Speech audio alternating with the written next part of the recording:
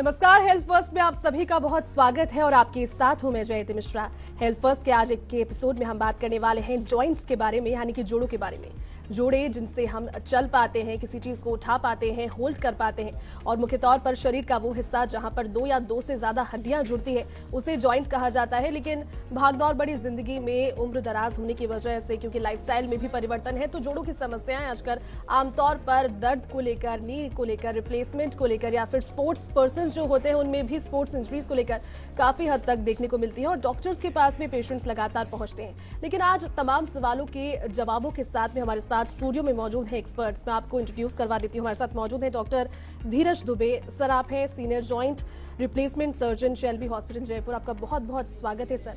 और साथ ही हमारे साथ में डॉक्टर मनीष वैष्णव भी मौजूद हैं। आप हैं वरिष्ठ विशेषज्ञ arthroscopy and sports injury, Shelby hospital Jaipur. Sir, आपका भी बहुत बहुत स्वागत है। पहला सवाल डॉक्टर धीरज से मेरा है, क्योंकि सर ऑर्थराइटिस की समस्या आजकल बहुत कॉमन एक टर्म है जो कि हर घर में, मेरे ख्याल में हर औरत को और उम्र के पड़ाव के साथ में लोगों को फील होने लगता है कि जब चलते हैं तो घुटनों से आवाज़ें आती है, दर्द होता है, बैठते हैं तो बहुत ज़्यादा उठने में फिर दिक्कत होती है। लेकिन ऑर्थराइटिस है क्या, कारण क्या है इसके, अगर आप कॉमन इससे समझाएंगे कॉमन टर्म्स में कि इसकी रीज़न क्या है और इसे किस तरह से आप देखते हैं? हमारे शरीर में जो भी जॉइंट होता है, जोड़ होता है, उसके बीच में गद्दी होती है, इसे कार्टिलेज बोला जाता है। किसी भी जोड़ की गद्दी के घिसने को ही हम आर्थराइटिस बोलते हैं। सबसे ज़्यादा चर्चा हम नी आर्थराइटिस के बारे में करते हैं, क्योंकि नी जॉइंट जो है उसका सरफेस एरिया हमारी बॉडी के सबसे बड़ा सरफेस एरिया नी जॉइंट रखता है और इसी में आर्थराइटिस सबसे ज़्यादा होता है। तो इसीलिए हम सबसे ज़्यादा नी जॉइंट की ही बात करते हैं। और आर्थराइटिस या जोड़ या गद्दी का घिसना, जिसको लेमन लैंग्वेज में ग्रीस कम होना या गद्दी घिसना या गैप आ जाना बोला जाता है, वो नी में ही होता है। इसके बहुत सारे कारण इसके हो सकते हैं, बट जैसा कि पहले हम देखते थे कि ये चीज़ 60-70 की एज में शुरू होती थी, आजकल यही आर्थराइटिस 50-55 की एज में शुरू होने लग गया है और भी अर्ली एज में शुरू होने लग गया है। उसका रीज़न है हमारा खान पान। अगर आप प्रॉपर न्यूट्रिशन नहीं ले रहे हैं, कैल्शियम विटामिन डी डाइट्स आप प्रॉपर नहीं ले रहे हैं, तो आपको आर्थराइटिस होने के चांसेस ज़्यादा रहते हैं। कुछ कारण होते हैं कि अगर आपकी फैमिली हिस्ट्री है, आपके फैमिली में किसी को गठिया है या आर्थराइटिस है, तो आपको आर्थराइटिस होने के चांसेस ज़्यादा रहते हैं। अगर आप फीमेल हैं तो फीमेल का जेनेटिक मेकअप इस तरह से बना हुआ है कि उन लोगों को मेल से ज़्यादा आर्थराइटिस होता है।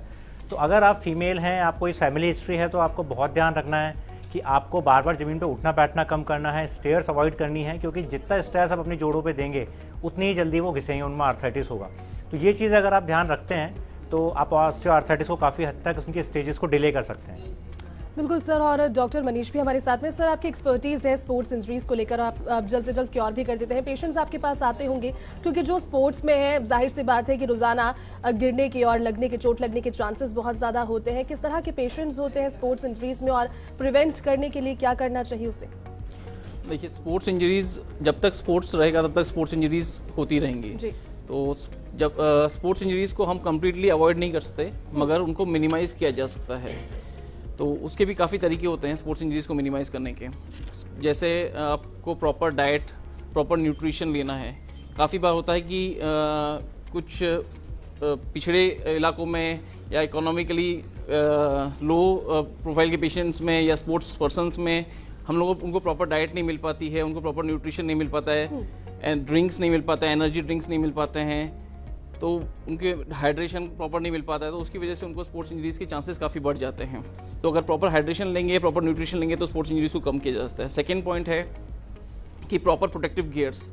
काफ़ी बार होता है कि कुछ एकेडमीज़ में, कुछ स्पोर्ट्स जो सेंटर्स हैं, उनमें प्रॉपर प्रोटेक्टिव गियर्स नहीं हो पाते हैं। जैसे आप बॉक्सिंग करते हैं तो आपको हेलमेट पहनना ज़रूरी है, क्रिकेट खेलते हैं तो हेलमेट पहनना ज़रूरी है, गार्ड्स पहनने ज़रूरी हैं, पैड्स पहनने ज़रूरी हैं। तो वो नहीं मिलने की वजह से उनको काफ़ी ज़्यादा स्पोर्ट्स इंजरीज के चांसेस बढ़ जाते हैं। तो अगर हमको स्पोर्ट्स इंजरीज को कम करना है तो हमको protective gears particularly related to that sports, particular sports हमको पहनने ज़रूरी हैं।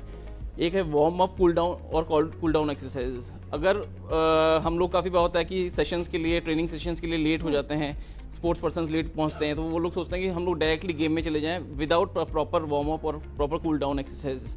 और जैसे ही उनका सेशन खत्म होता है वो फटाफट भाग जाते हैं अपने घर के लिए, तो प्रॉपर कूल डाउन एक्सरसाइज भी नहीं हो पाती। इसी की वजह से स्पोर्ट्स इंजरीज के चांसेस काफ़ी ज़्यादा बढ़ जाते हैं। तो इन सब चीज़ों से हम लोग स्पोर्ट्स इंजरीज को प्रिवेंट किया जा सकता है।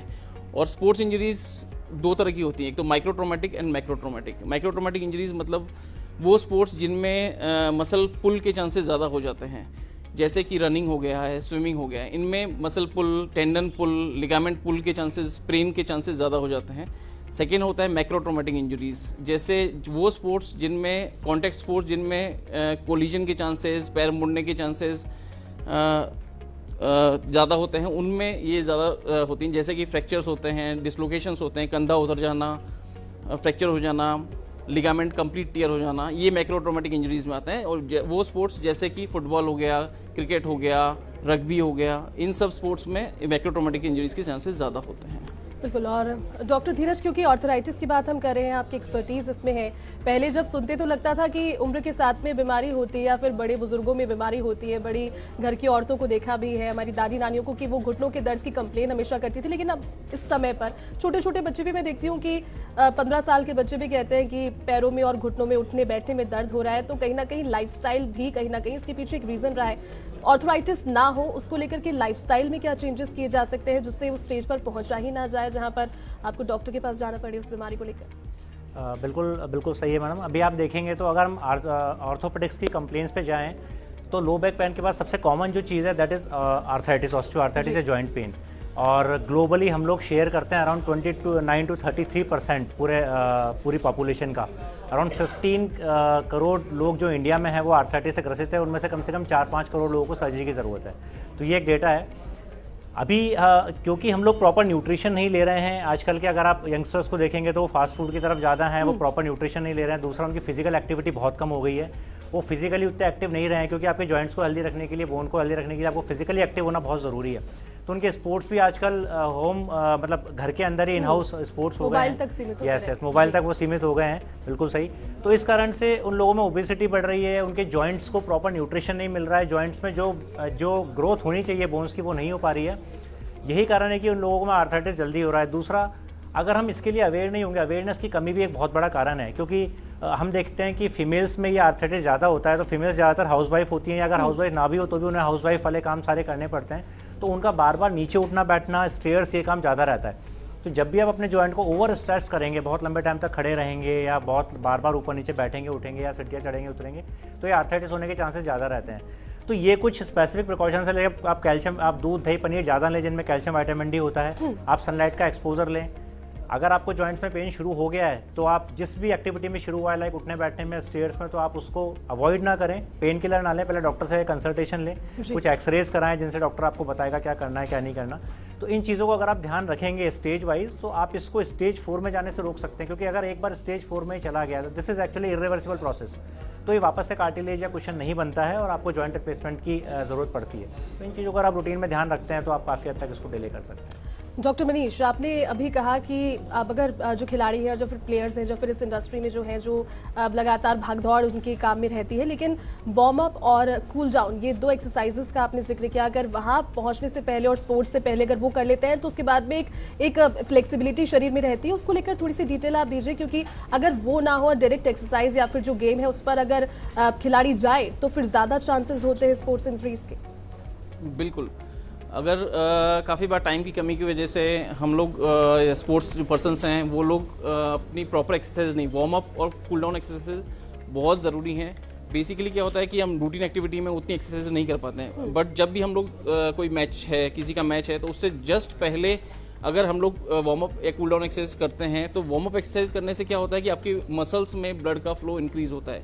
यूजुअली मसल्स में एक ब्लड का फ्लो उतना ज़्यादा नहीं होता है, बट जैसे ही हम एक्सरसाइज करते हैं तब मसल का फ्लो ज़्यादा बढ़ जाता, ब्लड का फ्लो ज़्यादा बढ़ जाता है, जिसकी वजह से इंजरीज के या मसल स्प्रेन आने के या मसल पुल होने के चांसेस कम हो जाते हैं। बिकॉज वो मसल उस ब्लड फ्लो इंक्रीज होने से वो प्रॉपर कंडीशनिंग हो जाती है मसल्स की, जिससे वो प्रॉपरली वर्क कर पाती है, उसकी लेंथ, उसका टोन मेंटेन हो जाता है, जिसकी वजह से वो प्रॉपर उस स्पोर्ट्स के लिए वो मसल को कितना कंडीशन करना है, कितना वजन लेना है, कितना काम करना है, वो ऑलरेडी पहले से तैयार हो जाती है, ताकि हम लोग जब मैच खेलते हैं तब उसमें इंजरीज के चांसेस कम हो जाते हैं। डॉक्टर धीरज, बात हम आर्थराइटिस की कर रहे हैं, जिसका प्रभाव अगर किसी व्यक्ति को हो गया तो रोजमर्रा की जिंदगी में तो पड़ता ही है, उठना बैठना मुश्किल हो जाता है, एक्सट्रीम पेन होता है, लेकिन क्या शरीर के दूसरे ऑर्गन्स पर भी आर्थराइटिस का प्रभाव पड़ता है, दूसरे अंगों पर भी कोई प्रभाव?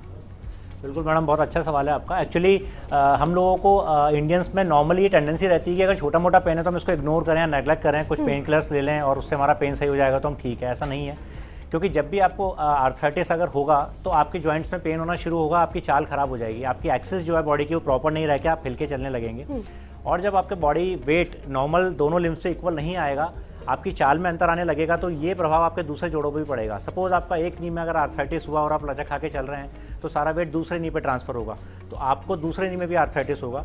जब दोनों नी खराब हो जाएंगे, चाल और खराब होगी, तो सारा का सारा प्रेशर अपनी बैक पे जाने लगता है और धीरे धीरे बैक पेन शुरू हो जाता है, आपको शियाटिका का पेन और सब चीज़ें शुरू होंगी। जब ये दोनों चीज़ें खराब होती हैं तो आपकी मोबिलिटी कम होती है, आपकी रेंज जो आप पहले घूम पाते थे 2-4 किलोमीटर वो नहीं कर पाएंगे, आपकी धीरे धीरे मोबिलिटी कम होती जाएगी। और जैसे ही आपकी मोबिलिटी कम होगी आपको मेडिकल समस्याएं शुरू होने लगेंगी, लाइक ओबेसिटी होगी, आपका वजन बढ़ेगा, अगर डायबिटीज़ है तो वो अनकंट्रोल हो जाएगी, अगर ब्लड प्रेशर नहीं है तो वो होने लगेगा, थायराइड है, मतलब अलग तरह की कोमोर्बिडिटीज डेवलप होंगी। तो बात शुरुआत सिर्फ जॉइंट से हुई थी, बट वो पूरे शरीर को नेगेटिव इंपैक्ट डाल रही है। स्पेशली आर्टिकल्स भी पब्लिश हो चुके हैं कि जिन लोगों को आर्थराइटिस अर्ली एज में होता है, जिनकी मोबिलिटी काफ़ी टाइम तक कम है, उन लोगों को हार्ट में ब्लॉकेजेस होने के चांसेस ज़्यादा रहते हैं और उनको हार्ट अटैक आने के चांसेस ज़्यादा हैं। तो इन सब चीज़ों को ध्यान में रखते हुए मेरा यही रहेगा आप लोगों को सलाह कि जैसे आपको शुरुआत होती है जॉइंट्स में पेन की, उसको इग्नोर ना करें, सही टाइम पे डॉक्टर को दिखाएं, और अगर वो कुछ आपको मेडिसिन एक्सरसाइज वगैरह बता रहे हैं तो उनको फॉलो करें प्रॉपर, ताकि आप बहुत ज़्यादा नेगेटिव इंपैक्ट आपकी बॉडी पे नहीं आए। बिल्कुल डॉक्टर, वो बिल्कुल उसी तरह से है, क्योंकि शरीर एक मशीन है और अगर मशीन बंद पड़ जाएगी तो पुर्जे भी फिर जाम खाने लगते हैं, जंग खाने लगते हैं। आगे भी स्पोर्ट्स इंजरीज और आर्थराइटिस पर चर्चा जारी रहेगी और अपने एक छोटे से विराम के लिए आप देखते रहिए फर्स्ट इंडिया न्यूज।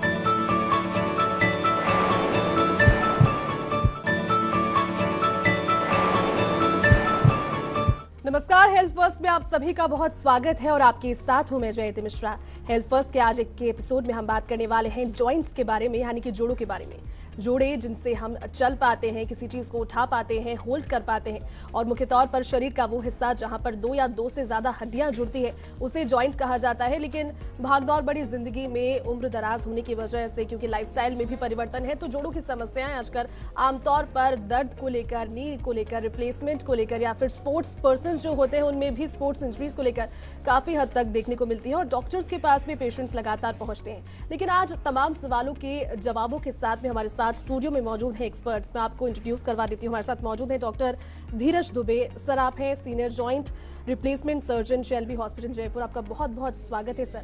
और साथ ही हमारे साथ में डॉक्टर मनीष वैष्णव भी मौजूद हैं, आप हैं वरिष्ठ विशेषज्ञ arthroscopy and sports injury Shelby hospital Jaipur. Sir आपका भी बहुत बहुत स्वागत है।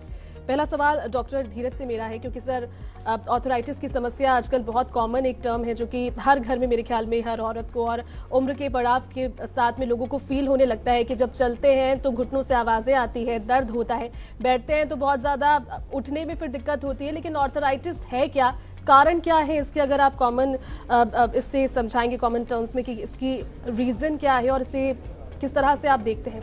हमारे शरीर में जो भी जॉइंट होता है, जोड़ होता है, उसके बीच में गद्दी होती है, इसे कार्टिलेज बोला जाता है। किसी भी जोड़ की गद्दी के घिसने को ही हम आर्थराइटिस बोलते हैं। सबसे ज़्यादा चर्चा हम नी आर्थराइटिस के बारे में करते हैं, क्योंकि नी जॉइंट जो है उसका सरफेस एरिया हमारी बॉडी के सबसे बड़ा सरफेस एरिया नी जॉइंट रखता है और इसी में आर्थराइटिस सबसे ज़्यादा होता है। तो इसीलिए हम सबसे ज़्यादा नी जॉइंट की ही बात करते हैं। और आर्थराइटिस या जोड़ या गद्दी का घिसना, जिसको लेमन लैंग्वेज में ग्रीस कम होना या गद्दी घिसना या गैप आ जाना बोला जाता है, वो नी में ही होता है।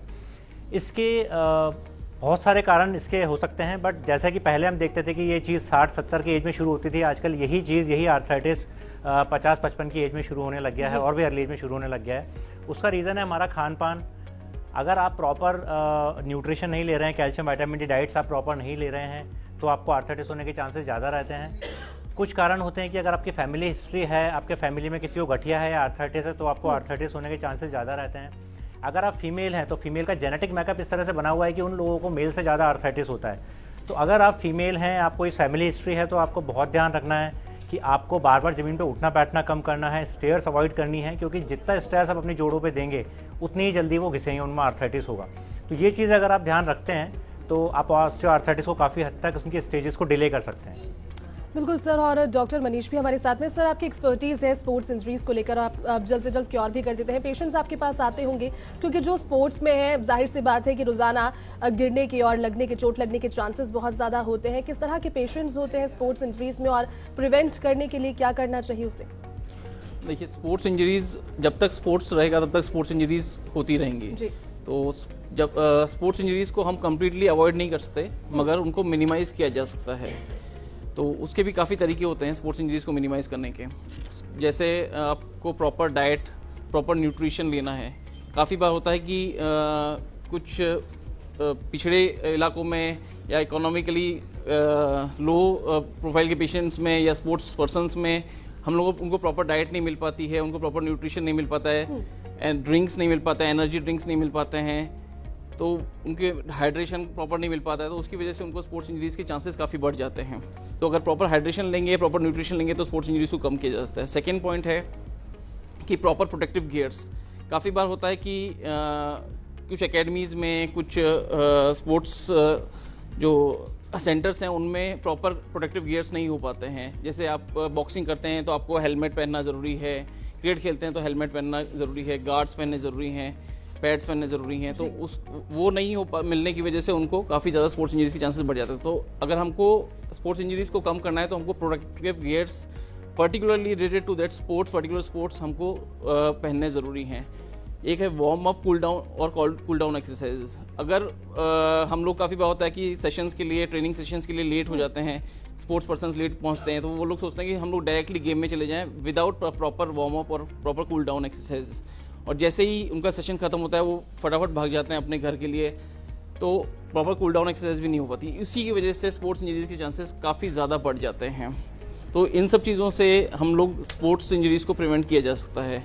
और स्पोर्ट्स इंजरीज़ दो तरह की होती हैं, एक तो micro traumatic and macro traumatic. Micro traumatic injuries मतलब वो स्पोर्ट्स जिनमें मसल पुल के चांसेस ज़्यादा हो जाते हैं, जैसे कि रनिंग हो गया है, स्विमिंग हो गया है। इनमें मसल पुल, टेंडन पुल, लिगामेंट पुल के चांसेस, स्प्रेन के चांसेस ज़्यादा हो जाते हैं।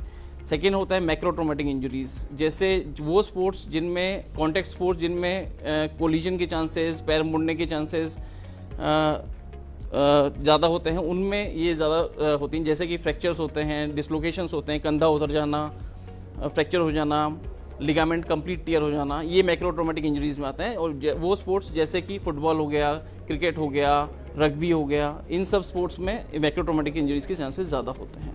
बिल्कुल। और डॉक्टर धीरज, क्योंकि ऑर्थराइटिस की बात हम कर रहे हैं, आपकी एक्सपर्टीज इसमें है।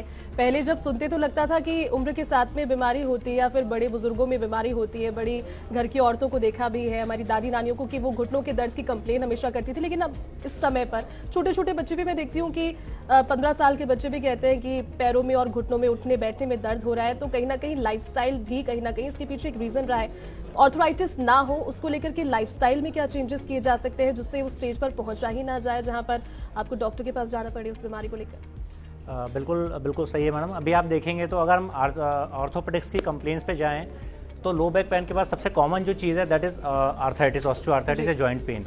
और ग्लोबली हम लोग शेयर करते हैं अराउंड 29 to 33% पूरी पॉपुलेशन का। अराउंड 15 करोड़ लोग जो इंडिया में है वो आर्थराइटिस से ग्रसित है। उनमें से कम 4-5 करोड़ लोगों को सर्जरी की ज़रूरत है। तो ये एक डेटा है।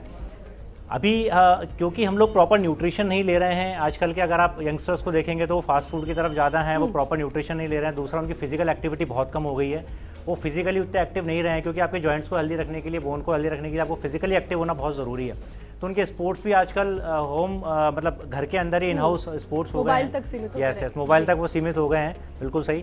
तो इस कारण से उन लोगों में ओबेसिटी बढ़ रही है, उनके जॉइंट्स को प्रॉपर न्यूट्रिशन नहीं मिल रहा है, जॉइंट्स में जो ग्रोथ होनी चाहिए बोन्स की वो नहीं हो पा रही है।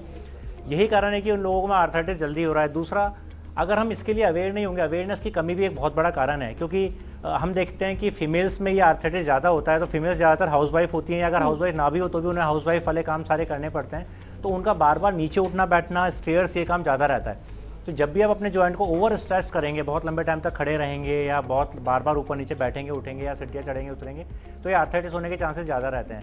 तो ये कुछ स्पेसिफिक प्रिकॉशंस है। आप कैल्शियम, आप दूध, दही, पनीर ज़्यादा लें जिनमें कैल्शियम, विटामिन डी होता है। आप सनलाइट का एक्सपोजर लें। अगर आपको जॉइंट्स में पेन शुरू हो गया है तो आप जिस भी एक्टिविटी में शुरू हुआ है, लाइक उठने बैठने में, स्टेयर्स में, तो आप उसको अवॉइड ना करें। पेन किलर ना लें, पहले डॉक्टर से कंसल्टेशन लें, कुछ एक्सरेज कराएं जिनसे डॉक्टर आपको बताएगा क्या करना है क्या नहीं करना। तो इन चीज़ों को अगर आप ध्यान रखेंगे स्टेज वाइज, तो आप इसको स्टेज 4 में जाने से रोक सकते हैं। क्योंकि अगर एक बार स्टेज 4 में ही चला गया तो this is actually irreversible process. तो ये वापस से कार्टिलेज या कुशन नहीं बनता है और आपको जॉइंट रिप्लेसमेंट की ज़रूरत पड़ती है। तो इन चीज़ों को अगर आप रूटीन में ध्यान रखते हैं तो आप काफ़ी हद तक इसको डिले कर सकते हैं। डॉक्टर मनीष, आपने अभी कहा कि अब अगर जो खिलाड़ी हैं, जो फिर प्लेयर्स हैं, जो फिर इस इंडस्ट्री में जो हैं, जो लगातार भागदौड़ उनके काम में रहती है, लेकिन वार्म अप और कूल डाउन, ये 2 एक्सरसाइजेस का आपने जिक्र किया, अगर वहाँ पहुँचने से पहले और स्पोर्ट्स से पहले अगर वो कर लेते हैं तो उसके बाद में एक फ्लेक्सिबिलिटी शरीर में रहती है, उसको लेकर थोड़ी सी डिटेल आप दीजिए, क्योंकि अगर वो ना हो डायरेक्ट एक्सरसाइज या फिर जो गेम है उस पर अगर खिलाड़ी जाए तो फिर ज़्यादा चांसेस होते हैं स्पोर्ट्स इंजरीज के। बिल्कुल, अगर काफ़ी बार टाइम की कमी की वजह से हम लोग स्पोर्ट्स जो पर्सन्स हैं वो लोग अपनी प्रॉपर एक्सरसाइज नहीं, वार्म अप और कूल डाउन एक्सरसाइज बहुत ज़रूरी हैं। बेसिकली क्या होता है कि हम रूटीन एक्टिविटी में उतनी एक्सरसाइज नहीं कर पाते हैं, बट जब भी हम लोग कोई मैच है, किसी का मैच है, तो उससे जस्ट पहले अगर हम लोग वार्म अप या कूल डाउन एक्सरसाइज करते हैं तो वार्म अप एक्सरसाइज करने से क्या होता है कि आपकी मसल्स में ब्लड का फ्लो इंक्रीज होता है। यूजुअली मसल्स में एक ब्लड का फ्लो उतना ज़्यादा नहीं होता है, बट जैसे ही हम एक्सरसाइज करते हैं तब मसल का फ्लो ज़्यादा बढ़ जाता, ब्लड का फ्लो ज़्यादा बढ़ जाता है, जिसकी वजह से इंजरीज़ के या मसल स्प्रेन आने के या मसल पुल होने के चांसेस कम हो जाते हैं, बिकॉज वो मसल उस ब्लड फ्लो इंक्रीज होने से वो प्रॉपर कंडीशनिंग हो जाती है मसल्स की, जिससे वो प्रॉपरली वर्क कर पाती है, उसकी लेंथ, उसका टोन मेंटेन हो जाता है, जिसकी वजह से वो प्रॉपर उस स्पोर्ट्स के लिए वो मसल को कितना कंडीशन करना है, कितना वजन लेना है, कितना काम करना है, वो ऑलरेडी पहले से तैयार हो जाती है, ताकि हम लोग जब मैच खेलते हैं तब उसमें इंजरीज के चांसेस कम हो जाते हैं। डॉक्टर धीरज, बात हम आर्थराइटिस की कर रहे हैं, जिसका प्रभाव अगर किसी व्यक्ति को हो गया तो रोजमर्रा की जिंदगी में तो पड़ता ही है, उठना बैठना मुश्किल हो जाता है, एक्सट्रीम पेन होता है, लेकिन क्या शरीर के दूसरे ऑर्गन्स पर भी आर्थराइटिस का प्रभाव पड़ता है, दूसरे अंगों पर भी कोई प्रभाव? बिल्कुल मैडम, बहुत अच्छा सवाल है आपका। एक्चुअली हम लोगों को इंडियंस में नॉर्मली ये टेंडेंसी रहती है कि अगर छोटा मोटा पेन है तो हम इसको इग्नोर करें, नेगलेक्ट करें, कुछ पेन किलर्स ले लें और उससे हमारा पेन सही हो जाएगा तो हम ठीक है। ऐसा नहीं है, क्योंकि जब भी आपको आर्थराइटिस अगर होगा तो आपके जॉइंट्स में पेन होना शुरू होगा, आपकी चाल खराब हो जाएगी, आपकी एक्सेस जो है बॉडी की वो प्रॉपर नहीं रह के आप हिल के चलने लगेंगे, और जब आपके बॉडी वेट नॉर्मल दोनों लिम्स से इक्वल नहीं आएगा, आपकी चाल में अंतर आने लगेगा, तो ये प्रभाव आपके दूसरे जोड़ों पर भी पड़ेगा। सपोज आपका एक नी में अगर आर्थराइटिस हुआ और आप लचक खा के चल रहे हैं तो सारा वेट दूसरे नी पे ट्रांसफर होगा, तो आपको दूसरे नी में भी आर्थराइटिस होगा। जब दोनों नी खराब हो जाएंगे, चाल और खराब होगी, तो सारा का सारा प्रेशर अपनी बैक पे जाने लगता है और धीरे धीरे बैक पेन शुरू हो जाता है, आपको शियाटिका का पेन और सब चीज़ें शुरू होंगी। जब ये दोनों चीज़ें खराब होती हैं तो आपकी मोबिलिटी कम होती है, आपकी रेंज जो आप पहले घूम पाते थे 2-4 किलोमीटर वो नहीं कर पाएंगे, आपकी धीरे धीरे मोबिलिटी कम होती जाएगी, और जैसे ही आपकी मोबिलिटी कम होगी आपको मेडिकल समस्याएं शुरू होने लगेंगी, लाइक ओबेसिटी होगी, आपका वजन बढ़ेगा, अगर डायबिटीज़ है तो वो अनकंट्रोल हो जाएगी, अगर ब्लड प्रेशर नहीं है तो वो होने लगेगा, थायराइड है, मतलब अलग तरह की कोमोर्बिडिटीज डेवलप होंगी। तो बात शुरुआत सिर्फ जॉइंट से हुई थी, बट वो पूरे शरीर को नेगेटिव इंपैक्ट डाल रही है। स्पेशली आर्टिकल्स भी पब्लिश हो चुके हैं कि जिन लोगों को आर्थराइटिस अर्ली एज में होता है, जिनकी मोबिलिटी काफ़ी टाइम तक कम है, उन लोगों को हार्ट में ब्लॉकेजेस होने के चांसेस ज़्यादा रहते हैं और उनको हार्ट अटैक आने के चांसेस ज़्यादा हैं। तो इन सब चीज़ों को ध्यान में रखते हुए मेरा यही रहेगा आप लोगों को सलाह कि जैसे आपको शुरुआत होती है जॉइंट्स में पेन की, उसको इग्नोर ना करें, सही टाइम पे डॉक्टर को दिखाएं, और अगर वो कुछ आपको मेडिसिन एक्सरसाइज वगैरह बता रहे हैं तो उनको फॉलो करें प्रॉपर, ताकि आप बहुत ज़्यादा नेगेटिव इंपैक्ट आपकी बॉडी पे नहीं आए। बिल्कुल डॉक्टर, वो बिल्कुल उसी तरह से, क्योंकि शरीर एक मशीन है और अगर मशीन बंद पड़ जाएगी तो पुर्जे भी फिर जाम खाने लगते हैं, जंग खाने लगते हैं। आगे भी स्पोर्ट्स इंजरीज और आर्थराइटिस पर चर्चा जारी रहेगी, और अपने एक छोटे से विराम के लिए आप देखते रहिए फर्स्ट इंडिया न्यूज़।